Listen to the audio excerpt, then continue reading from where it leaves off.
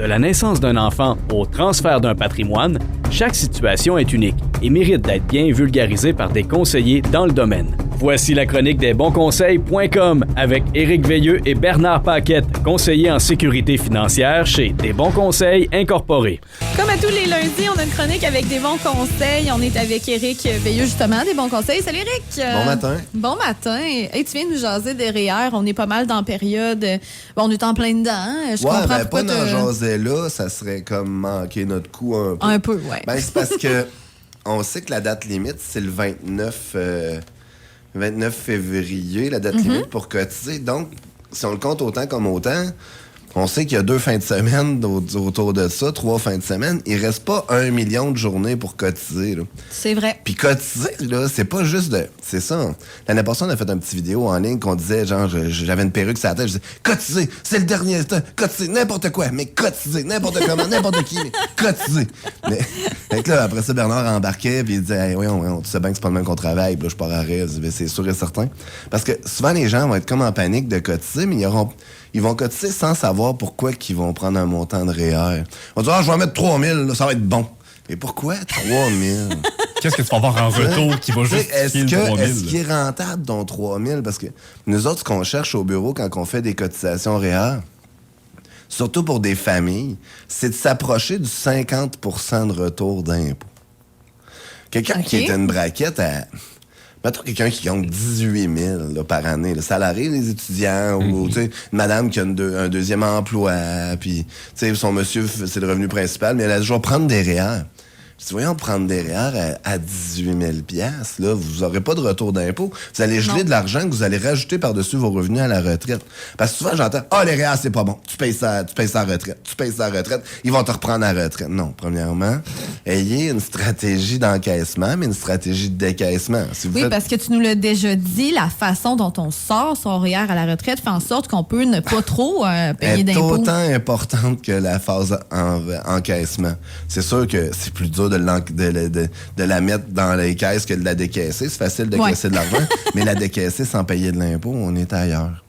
Je veux parler un matin du REER, du REER au conjoint. OK.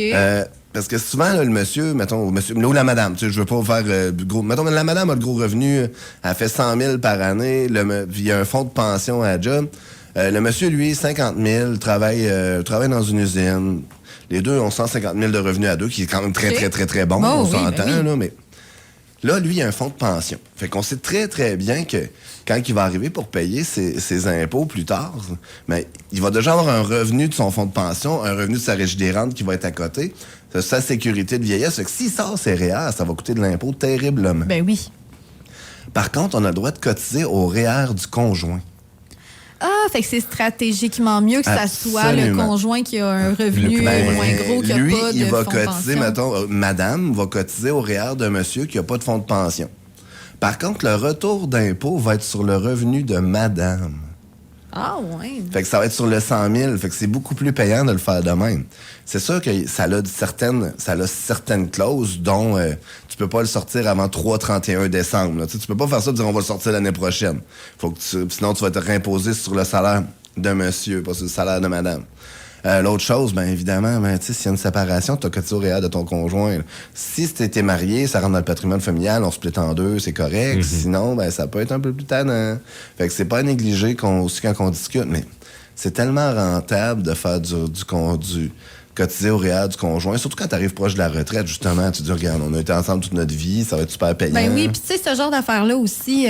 c'est comme pour... en tout cas, en finance, là, je lisais que dès que tu es avec quelqu'un puis tu mets tes finances ensemble, tu es censé faire un genre de mini-contrat qui dit qui a quoi pour que ça fasse pas de chicane. Par exemple, si, mettons, moi, j'ai une maison puis mon conjoint, il habite chez nous puis finalement, on est 10 ans dans cette situation-là où il me donne un loyer, mais il a jamais payé la maison. Si on se sépare, il y a pas une scène de la maison. C'est quoi? Ton contrat, il vaut quoi? Hein? Ton contrat, il vaut quoi? T'sais? S'il n'est pas notarié, ça vaut ce que ça vaut. Exactement.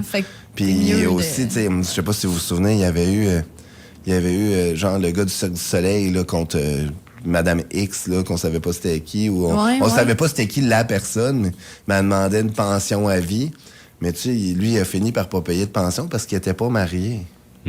Fait qu'elle, tu sais, dans le fond, il n'était pas obligé de se donner de l'argent. Si t'es marié, ben là, ça change des choses aussi. Mais maintenant, les gens, ils se marient plus nécessairement. Il y en a moins, exactement. Si tu passes 15-20 ans de ta vie avec quelqu'un, mais qu'à la fin, ben, il y en a une, mettons, que la maman, des fois, va rester à la maison pour les enfants, mais elle sacrifie sa carrière. Ça se ramasse toute seule. Elle n'a pas de carrière nécessairement. Ou elle n'a pas allez de. voir un notaire. Dès que vous avez des enfants, vous avez quelque chose d'impliqué, ben, le notaire, c'est sa job de faire penser à tout. Puis des fois, là, tu fais comme, hey, tabarnouche, attends pas, je n'ai pas pensé à ça. Lui, il va le notaire, son but, c'est quasiment de te squeezer et de te faire réfléchir comme 5 décès, là, tes 5 successions suivantes. Là. Mais c'est correct aussi, parce que c'est pour ça que ces gens-là sont allés à l'école, c'est tout de faire penser à tout ça puis de rédiger des contrats qui ont de l'allure. C'est toujours mieux de prendre ces décisions-là quand tout va bien que quand tout va mal. Quand tu chicanes, tu peux te séparer longtemps, surtout quand il y a des gens, il y a des enfants dans le décor. Revenons à ce autre qu'on chose, disait. ben, c'est ça, le REER du conjoint, c'est très, très payant. Puis, tu sais, c'est une bonne façon d'aller chercher de l'argent, surtout quand tu as des enfants. Puis, mettons que tu as ton petit dernier, il va avoir 18 ans dans l'année. Fait que là, tu peux encore, là, à partir de juillet, tu peux avoir les allottés. Tu peux dire, hey, ça, c'est la dernière année que mon enfant a 16 ans. Là. Fait que là, si je cotise, je vais avoir encore plein d'allocations familiales si j'écrase mes revenus familiales. Parce que quand il y en a 1, 2, 3 enfants qui sont plus sur ces allocations, ben tu perds ce droit-là. Fait que ça peut la peine. Quelqu'un qui a des enfants de 16 ans, là, ben pensez-y là, de faire les calculs de réel la dernière année, de dire on donne-tu une go cette année, là, on en prend plus pour avoir plus d'allocations pendant un an, puis après ça, on va se mettre à off, on va en prendre moins. Parce que c'est là que c'est rentable. Plus que tu as d'enfants qui sont des allocations familiales, parce que plus que tu écrases ton revenu, plus que le gouvernement trouve que comment il fait pour arriver cette pauvre personne. Puis en contrepartie, ben il va te donner plus d'allocations. C'est bien, ça. Fait que les REER, il faut vraiment prendre le temps de toutes les calculer, de regarder ce qu'on a puis qu'est-ce qu'on possède. C'est pas, comme je disais, cotiser n'importe comment, mais cotiser, là, surtout pas, tu sais. Mais ceux qui ont un petit revenu déjà à la base, c'est peut-être pas la meilleure des idées de cotiser au REER. J'ai pris des REER, j'ai gelé mon argent, puis si je la sors, je mange de l'impôt. Mais en ce temps-là, pensez au CELI.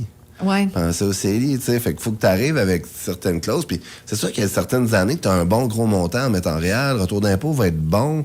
Tu peux t'en servir pour clairer une carte de crédit, tu sais.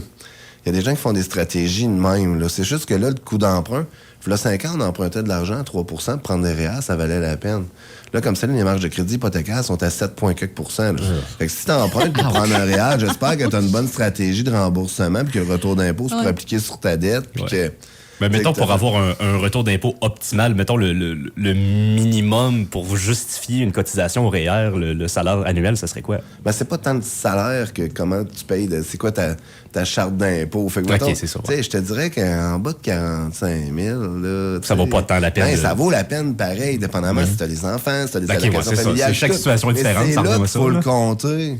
C'est là qu'il faut le compter, parce que si, mettons, tu as un salaire de 45, mais ton conjoint en a un de 80, mettons, ben, tu sais, à deux, là, ça devient stratégique de rester des revenus pareils. Il faut regarder les fonds de pension, il faut regarder, tu sais, vous cotisez de la FTQ cette année, le retour d'impôt est un petit peu meilleur, tu sais, il faut pas le négliger non plus. La FTQ, c'est quoi, ça? FTQ, CSN, c'est des fonds de travailleurs du Québec et tout. C'est juste qu'ils donnent des plus gros crédits d'impôt. Le premier 5 000 est vraiment, vraiment rentable, là. Ils donnent un 30% supplémentaire de retour d'impôt. Mais c'est pas pour tout le monde, là. Ça dépend de quel job tu fais, dans le fond. C'est pour tout le monde, la FTQ et la CSN. C'est juste qu'avant, tu pouvais dire, avant tes impôts, « Hey, je vais payer trop d'impôts cette année. Je vais mettre 5 000 à la FTQ, puis là, ça va être bon, ça va me mettre à zéro. » Sauf que la FTQ, ils n'ont plus de place. Fait que tu es obligé de la prendre tant par mois. Là. Tu sais, faut que tu te prévois un an d'avance avant de la prendre, ta FTQ, ta CSN. OK. Mais c'est pas négligé dans ces calculs. Ça emprisonne un petit peu plus ton argent. C'est vraiment la dernière que tu sors, mais quand même, tu sais, fiscalement, il faut regarder pour les avantages fiscaux tout le temps. Okay. Donc, de cotiser, puis tu sais, attendez pas, s'il vous plaît, au 28 là, pour dire je prends une cotisation, puis cotiser à Bing Bang là, sur le coin de la table là, pour dire j'ai pris 1500.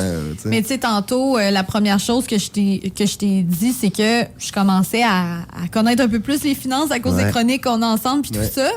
Mais encore à ce jour, je sais jamais combien je vais recevoir, si je vais recevoir un retour d'impôt, puis si ce que j'ai fait est correct. Il y a des beaux calculateurs en ligne qui prennent ton revenu, que tu peux dire, je rentre mon revenu, je suis au Québec.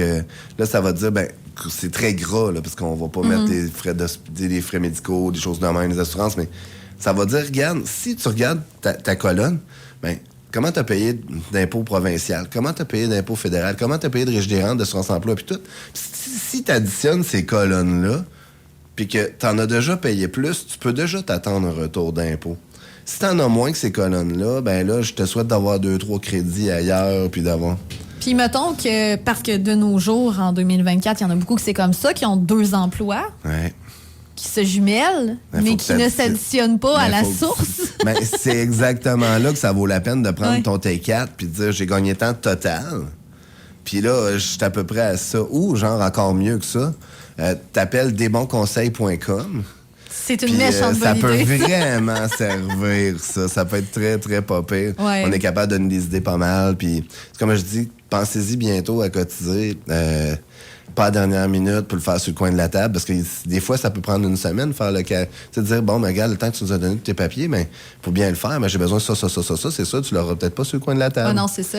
Fait que de le faire, d'y penser au moins 2 semaines d'avance. Tu sais, on devrait avoir réglé nos REER. On devrait les avoir réglés, logiquement. À un moment donné, on sait c'est quoi la vie, là. Quand on va arriver là, on va faire ce qu'on peut, puis ça va être ça. Parce qu'on va regarder qu'est-ce qui reste, mais à ne pas négliger cotisation REER pour 2023, il reste pas beaucoup de jours. C'est donc difficile de faire le choix sur, selon notre situation, qu'est-ce qui est mieux entre REER, CELI. Beaucoup de REER, un peu de REER, puis là, il y a un le peu de CELI, CELIAP qui est rentré là-dedans Et aussi. le Fait que là, CELIAP. dépendamment de l'âge aussi, dépendamment des projets. Fait que, tu sais, on vient de mettre une tierce personne dans le décor qui a bien des affaires à changer aussi, là. Donc, le meilleur conseil, c'est d'aller voir les bons conseils. Absolument. Oui, donc desbonsconseils.com, comme tu nous as dit, on pourra rencontrer soit Eric, Bernard ou n'importe qui dans l'équipe. Quelqu'un membre de mon équipe qui sont capables, tout le monde a ses permis. Yes. Hey, merci beaucoup, mon cher. Salut! Bye.